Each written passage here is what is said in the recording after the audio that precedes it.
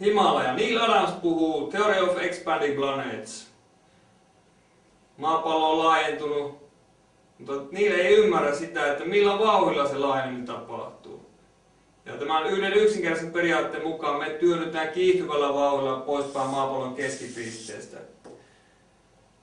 Ja jälkeenpäin havaittavaa laajenemista syntyy sille, että avaruudessa tulee joku tiheä energia-aalto.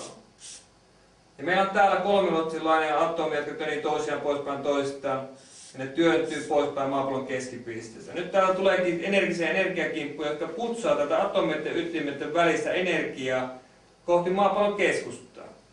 Kunnes nämä energiakimput palaa jossakin 10 kilometrissä esimerkiksi loppuun atomien ytimistä avautuviin energia-aaltoihin, ja tänne voimakas paine, joka aiheuttaa sen, että se työntyminen on voimakkaampaa tältä alueelta ja tänne vuoristo, niin kuin joku esimerkiksi Himalaja.